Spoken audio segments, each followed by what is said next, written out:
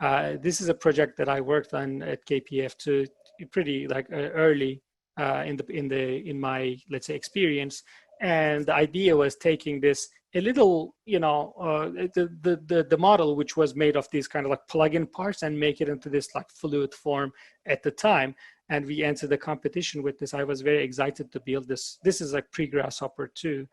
That's also an interesting moment. So it was made by Generative components and quite a bit of scripting at the time. And but what happens, it's the same thing, right? So shoe is made of parts, buildings are made of parts, even the models of the buildings are made of parts, right? So you have to, and the part definitions always change depending on the scale that you're operating, right? So here it's showing this model, which was exhibited in SIGGRAPH in 2008 in the computational design exhibition. SOM was there too. Again, lots of other companies were there with their designs. And so this is one way of understanding the thing, right? So this is how the functional parts are separated.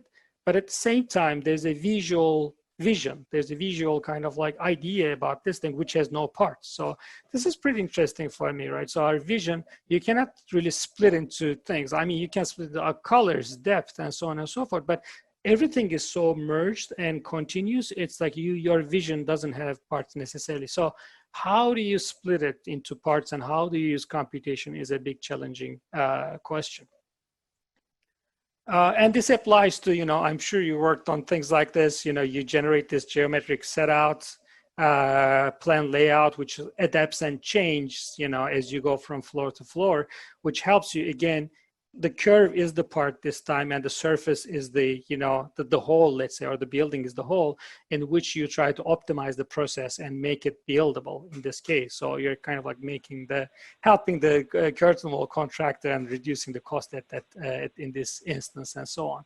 And the word gesture is something that we used. Robert Woodbury, who has been a part of the Smart Geometry group for a long while too. And I happened to write about these two buildings that I showed as a chapter in this book, which is called Elements of Parametric Design. Relatively earlier book, 2010, so we were writing this in 8 and 9. So if you're interested, at that time, even we were talking about, okay, what is the connection between making a geometric gesture and making computational designs and buildings? One more important thing, again, I think we ended up doing a lot of patterns. I'm not going to show more of these because, guys, this is like, it's everywhere now.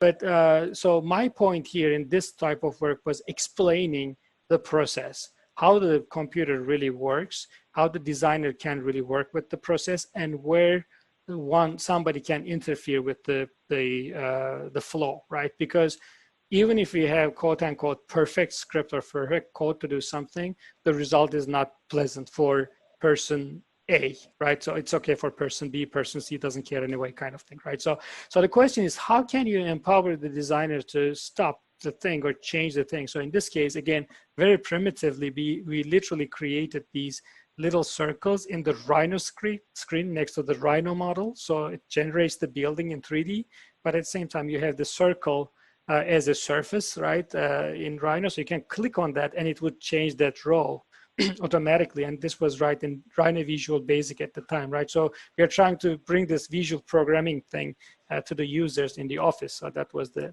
effort at the point.